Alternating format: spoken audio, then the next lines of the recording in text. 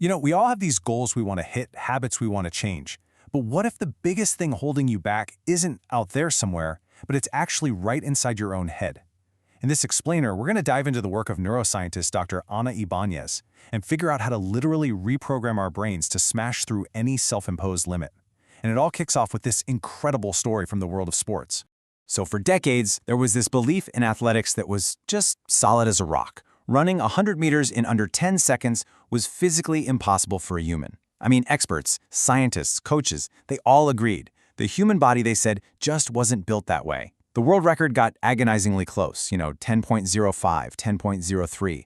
But that 10-second wall, it seemed absolute. And then, the 1968 Olympics happened. An athlete named Jim Hines just explodes out of the blocks. And when he crossed that finish line, the clock showed a time that sent a shockwave across the entire planet. 9.95 seconds. The impossible had just been done. But honestly, the most fascinating part of this story isn't the number itself. It's what happened after. Suddenly, that unbreakable barrier, it just broke for everyone. In the years right after, a whole bunch of other athletes started clocking in under 10 seconds. Now, think about that for a second. For decades, it was impossible. Then one guy does it, and suddenly, lots of people can do it. This wasn't some sudden leap in human evolution. So, what actually changed? It wasn't our bodies, it was our minds. The psychology of every single athlete in the world had been reprogrammed in that moment. What everyone knew was impossible was now proven to be possible. That mental barrier was shattered, and once the brain believed it could be done, it started working with the body to make it a reality. And believe me, this exact same principle applies to the barriers you and I face every single day. Okay, so let's take this idea from the racetrack and bring it into our own minds. We all have our own personal 10-second barriers, right? Those negative thought patterns or anxieties we just can't seem to shake. Well, the reason we get stuck has everything to do with our brain's most basic, fundamental programming. Dr. Ibanz talks about this brilliant trauma surgeon. On the outside, she was a massive success, incredible at her job, raising a family, juggling everything. But on the inside, she was being eaten alive by anxiety. A constant knot in her stomach, total exhaustion, headaches. Her brain had secretly welded together this powerful link. To be a high performer, you must be anxious. And this, right here, perfectly illustrates the internal tug-of-war. Her conscious mind, the part she's aware of, wanted to feel calm and effective, but her brain's deep, automatic programming had a totally different equation. It was saying, hey, anxiety and stress have kept you successful and alive so far, so we're sticking with it. But why would our brains do that to us? It all boils down to two incredibly simple rules. First, your brain's #1 job, above all else, is survival. For the surgeon, her anxious strategy, even though it was painful, was working.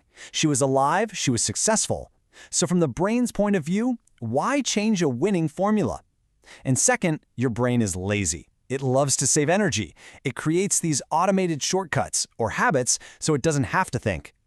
Changing those pathways takes a ton of energy, and your brain will fight you on it unless you give it a very, very good reason.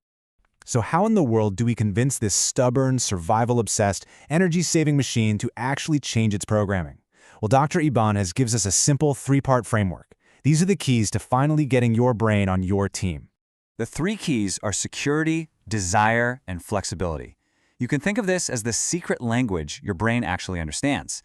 To make any real change stick, you have to hit all 3 of these conditions. So let's break them down one by one. First up, security. Your brain sees any change, even a good one, as a potential threat. So you have to prove to it that the new way of being is safe. And the best tool we have for this is visualization. When you vividly, emotionally imagine yourself succeeding, feeling calm, feeling confident, your brain processes it as a real memory. I mean, it literally cannot tell the difference. This starts to build a new, safe pathway in your mind. Second, you need desire. Remember, your brain won't spend the energy to change unless the prize is worth it. You need a powerful, compelling reason why. And it turns out one of the strongest motivators we have is purpose, the idea that your change will help other people. When we connect our goals to something bigger than ourselves, our brain chemistry literally shifts to help us focus and get it done. And the final key? Flexibility. Oh man, this one is so important. When you start to change, your old programming is going to fight back. You'll hear that little voice of doubt. Are you sure about this? This is scary. Let's just go back to what we know. This is 100% normal. It's just your brain trying to pull you back to that old, familiar, energy-saving path.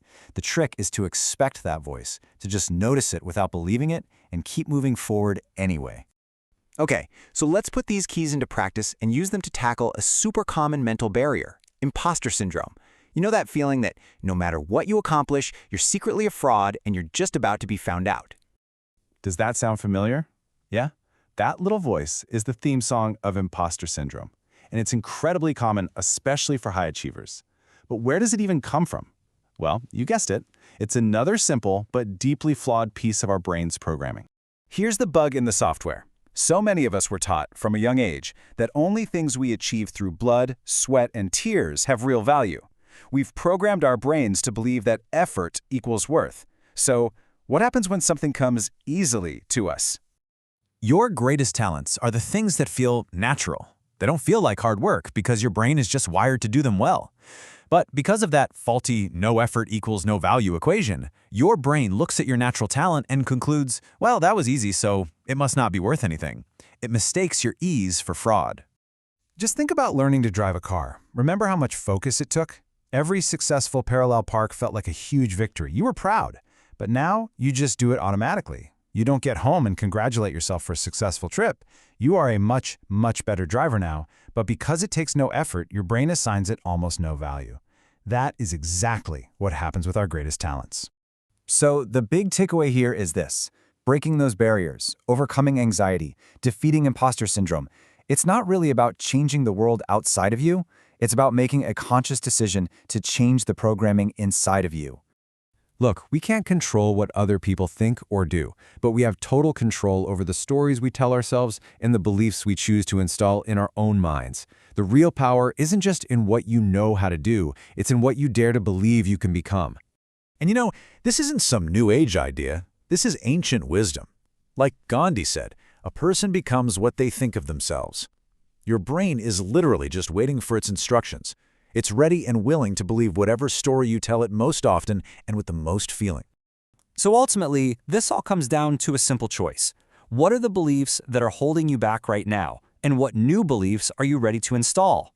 What impossible barrier are you ready to shatter just by deciding that it's possible? The real question I'll leave you with is this: what will you dare to believe?